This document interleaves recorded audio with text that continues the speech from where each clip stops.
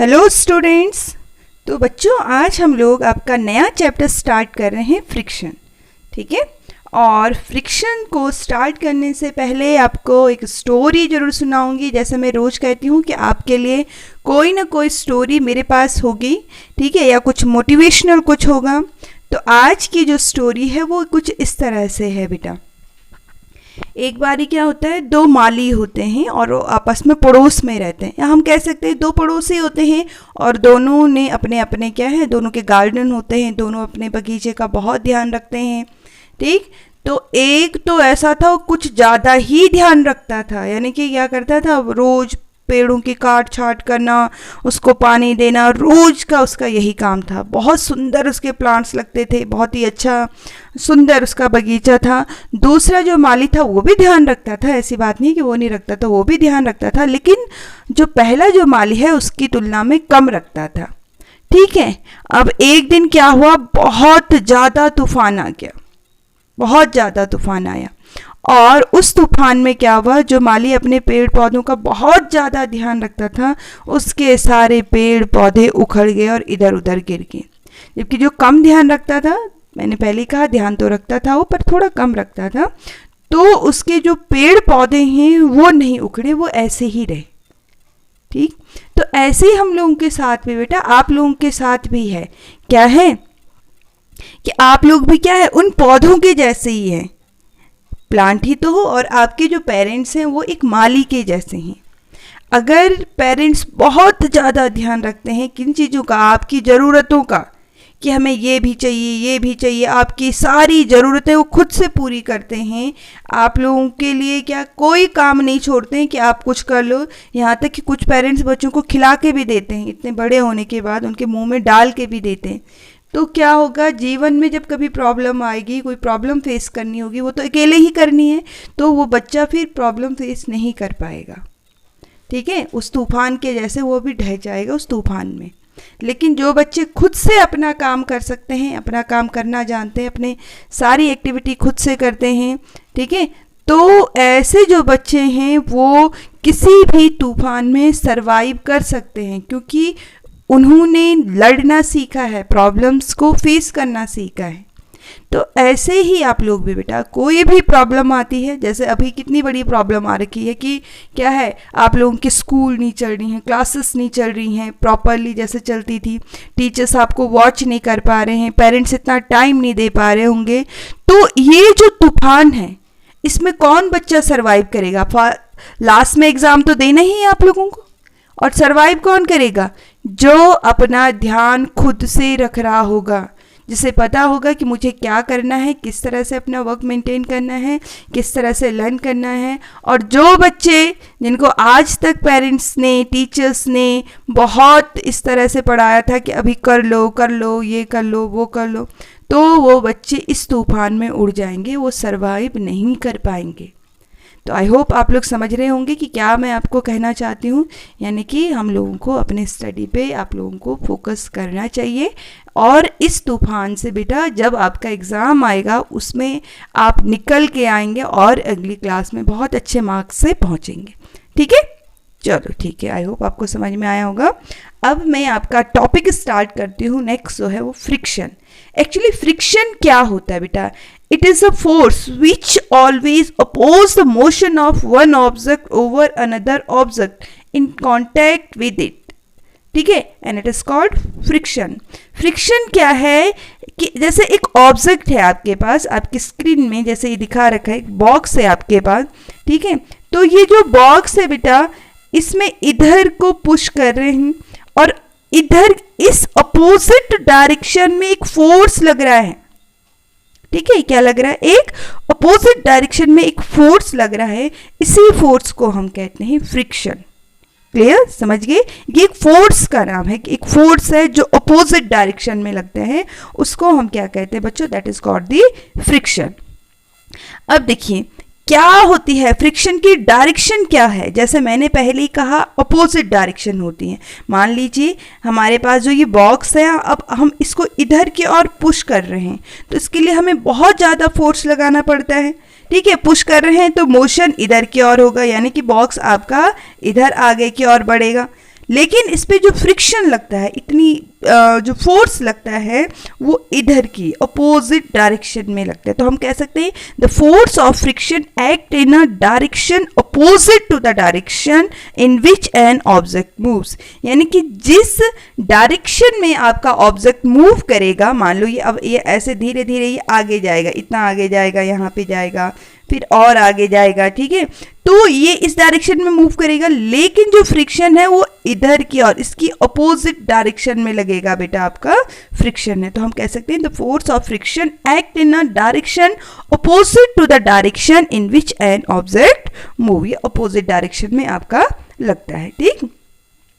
अब क्या कॉजेस हैं, क्यों लगता होगा फ्रिक्शन, ठीक है। हम किसी डब्बे को धक्का दे रहे हैं, किसी बॉक्स को पुश कर रहे हैं, किसी अलमारी को पुश कर रहे हैं। आपने घर में देखा होगा, कभी आप लोगों ने बेड इधर उधर किया होगा, या जो आपकी अलमारीज हैं, जो टेबल हैं, कुछ भी सामान है इधर उधर किया होगा।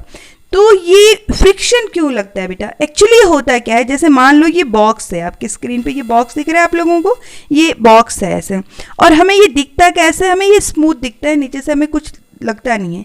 बट इसको जब हम बच्चों आपके माइक्रोस्कोप में ऑब्जर्व करते हैं तो इसकी जो सरफेसेस है ना, इस तरह से हमें दिखती हैं। देख रहे हैं आप लोग, आप देखोगे इसकी जो सरफेस है बच्चों, ये देखो यहाँ पे ये जो बॉक्स है, एक्चुअली इसकी जो सरफेस है ये ऐसी ऐसी होती है।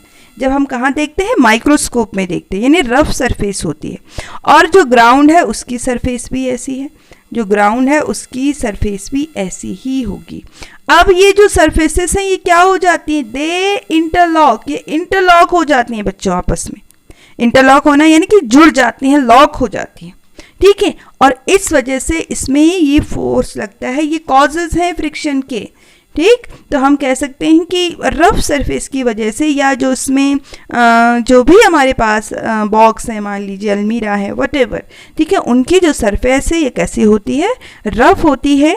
और दूसरी जो है आपकी ग्राउंड सरफेस है वो भी रफ होगी, और दोनों आपकी क्या हो जाएंगे, वो आपके इंटरलॉक हो जाते हैं दोनों सरफेसेस, ठीक है। अब जब लॉक हो जाएंगी कोई चीज़ें या इंटरलॉक हो जाएंगी तो उसको पुश करना क्या हो जाएगा, हमारे लिए मुश्किल हो जाएगा। इसी वजह से फ्रिक्शन लगता है। जितनी ज़्यादा रफ सरफेस होगी उतना ज़्यादा फ्रिक्शन ज़्यादा होगा। जैसे आपने देखा होगा रोड पे अगर आप लोग चलते हैं बच्चों तो फ्रिक्शन नहीं होता है और वो रफ होती हैं सरफेस, आपकी जो सरफेसेस है वो कैसी होती है, रफ होती हैं सरफेसेस, यानी कि फ्रिक्शन फोर्स ज़्यादा लगता है उसमें, ठीक है। और अगर सरफेसेस स्मूथ है तो फिर फ्रिक्शन कम लगता है, क्योंकि इंटरलॉक नहीं हो पाती हैं चीज़ें, जो स्मूथ सरफेस की वजह से चीज़ें क्या नहीं हो रही हैं, इंटरलॉक नहीं हो पा रही हैं। तो ऐसे हम कह सकते हैं कि मैटर्स नॉट एज स्मूथ, जैसे हमें मैटर दिखता है ना on its surface, as it appear to be, ठीक है। इसमें टाइनी क्या होती हैं बच्चों, इरेगुलरिटीज होती हैं, and they get stuck on one another. ये जो इरेगुलरिटीज है ये आपस में चिपक जाती हैं, स्टक हो जाती हैं, ठीक है। और जो बहुत स्मूथ सरफेस है, ठीक है, तो वहाँ पे चीज़ें आपकी कैसी होती हैं, आपकी ईजिली, हम वहाँ पे इतना जो है फोर्स नहीं लगता, इतना फ्रिक्शन उसमें नहीं लगता है, ठीक है। तो ये इसके कॉजेज हैं बच्चों।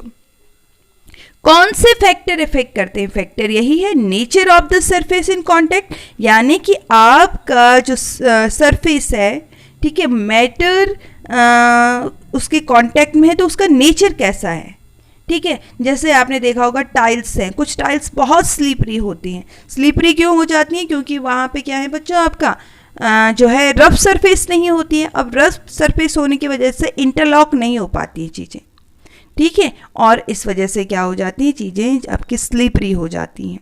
या आपने एक चीज़ और नोट की होगी कि जैसे आपकी स्लीपर्स आप लोग पहनते हैं, और स्लीपर्स के नीचे देखना, आप लोग जो चप्पल वगैरह पहनते हैं घरों में, जो शूज़ पहनते हैं, उसके नीचे जो सरफेसेस है उनको रफ बनाया जाता है। और जब ये धीरे धीरे जो ये रफ सरफेसेस है ये घिस जाती हैं, ये स्मूथ हो जाती हैं, तो वो जो स्लीपर्स हैं हमारी वो स्लीपरी हो जाती हैं। क्यों हो जाती हैं स्लीपरी, क्योंकि रफनेस नहीं है, इंटरलॉक नहीं हो पा रही हैं चीज़ें, ठीक है, इस वजह से स्लिपरी हो जाती हैं। तो हम कह सकते हैं कि जो ये फ्रिक्शन है दो चीज़ों पे डिपेंड करता है। एक तो nature of the surface in contact, कि जो मैटर है वो कौन से सरफेस पे है, क्या कांटेक्ट कैसे सरफेस पे, यानी कि रफ है या स्मूथ है, ठीक है। और ये जो सरफेसेस हैं कैसी हैं, how they are hard the surfaces press together, एक दूसरे से कितनी तेजी से ये प्रेस हैं। यानी कि अगर जैसे कोई लाइट वेटेड चीज़ है, आपकी हल्की चीज़ है, तो वो उसमें जो है उतना आपका फ्रिक्शन नहीं लगता है। जैसे कोई पेपर है, आप देखेंगे हवा भी चलेगी, वो उड़ के दूसरी जगह चले जाता है, क्योंकि लाइट वेटेड होता है, वो उड़ के चले जाते हैं, ठीक है, उनमें फ्रिक्शन फोर्स नहीं लगता है। और जैसे आपकी कुछ हार्ड सब्सटेंस है, कोई बॉक्स है, कोई बड़ा सा पत्थर है, ठीक है, तो उसमें फ्रिक्शन फोर्स बहुत ज़्यादा लगेगा आपका, और वो चीज़ें वहीं पे रहेंगी। फिर हमें जो उसको फोर्स है उसको पुश करने के लिए वो भी ज़्यादा अप्लाई करना पड़ेगा, ठीक है। तो इनको अभी वन बाय वन आपको एक्सप्लेन करती हूँ। Dependence of friction on the nature of to surfaces, जैसे मैंने पहले ही कहा, ये जो फ्रिक्शन है दो चीज़ों पे डिपेंड करता है। एक तो डिपेंड करता है बेटा किस पे, कि सरफेस का नेचर कैसा है। जैसे हमने कहा स्मूथ सरफेस है, जैसे आप यहाँ पे देख रहे हैं, मान लीजिए आप एक बॉक्स को पुश कर रहे हैं, ये बॉक्स है आपके पास और इसको आप पुश कर रहे हैं, इसको आप धक्का दे रहे हैं, और यहाँ पे जो नेचर है ये कैसा है, सरफेस का स्मूथ है, बहुत स्मूथ है। अब आपको इसमें कम फोर्स लगाना पड़ेगा, ठीक है, क्योंकि इसमें जो फ्रिक्शन है ये लो हो जाएगा, ओके। लेकिन अगर सरफेस हार्ड है, ठीक है, जैसे मान लो कोई बॉक्स है, कोई अलमारी है, अगर वो आपके कमरे के अंदर है जहाँ पे आपकी टाइल्स लगी हुई हैं या मार्बल बिछा हुआ है, तो वो सरफेस कैसी होती है बेटा, स्मूथ होती है एज कंपेयर टू लैंड। अगर आपको वही अलमारी या वही बॉक्स आपके खेत में है तो उसमें आपको ज़्यादा धक्का लगाना पड़ेगा, क्योंकि उसमें फ्रिक्शन ज़्यादा हो जाता है, इंटरलॉक्स बढ़ जाते हैं बीच में, इन दोनों के बीच में जो यहाँ पे हमने कहा ये सरफेस में, इसमें भी इंटरलॉक होगा आपका जो बॉक्स है, और आपकी जो लैंड है उसमें भी क्या होगा, आपका इंटरलॉक होगा। बच्चों ये इस तरह से ये लॉक हो जाते हैं, आपस में इंटरलॉक्ड हो जाते हैं ये जर की सरफेस होने की वजह से, और वो जो फिर है जो ज़्यादा इसमें फोर्स लगाना पड़ता है, ठीक है। तो दो चीज़ें आपने समझी हैं कि फ्रिक्शन डिपेंड करता है बेटा किस पे, एक तो स्मूथनेस और roughness of the two surfaces. अगर स्मूथ है सरफेस तो जो फ्रिक्शन है वो लो होगा, और अगर सरफेस कैसी है आपकी रफ है तो जो फ्रिक्शन है वो कैसा होगा, ज़्यादा होगा, हाई फ्रिक्शन होगा, और फिर हमें ज़्यादा उसमें फोर्स लगाना पड़ेगा। क्लियर? ऐसे एक और एग्जाम्पल भी है आपका, इसको देख सकते हैं हम लोग। आप लोगों ने देखा होगा कि अगर जैसे रोड है, ये एक मैंने आप यहाँ पे डायग्राम लिया है आपका, जैसे आप रोड पे चल रहे हैं, तो मैंने कहा कि रोड कैसी होती है बेटा, आपकी रफ होती हैं, उसमें जो हम स्लिप नहीं होते, ईजिली हम वॉक कर सकते हैं।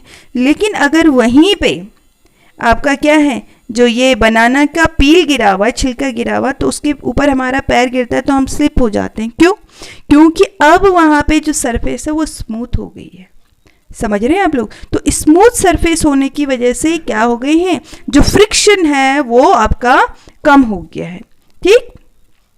दूसरा देखिए, कैरम में आप लोगों ने नोटिस किया होगा, कैरम खेलते होंगे आप लोग, तो आपका अगर ऐसा ही है जो कैरम बोर्ड है, जब तक उसमें हमने जो है बोरिक एसिड नहीं डाला है, पाउडर नहीं डाला है, तो उसमें गोटियां जो है आगे नहीं बढ़ती हैं, बहुत स्लोली आगे बढ़ेंगी।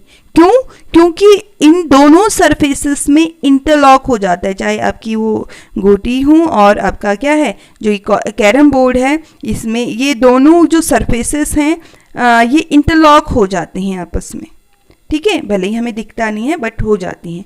लेकिन जैसे ही हमने इसके ऊपर क्या डाल दिया बच्चों, पाउडर डाल दिया, sprinkling powder on carrom board, अब क्या होता है आप नोटिस करिए, आपने खेला होगा कैरम बोर्ड, तो क्या हो जाता है, जो आपकी ये गोटियां हैं ये ईजिली मूव करने लगती हैं। करती हैं कि नहीं करती? क्यों?